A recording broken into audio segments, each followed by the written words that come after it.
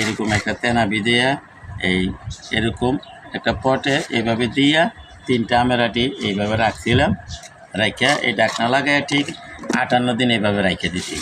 58 দিন পরে তার অবস্থা দেখেন আপনারা, কত সুন্দর গাছ হয়ে গেছে।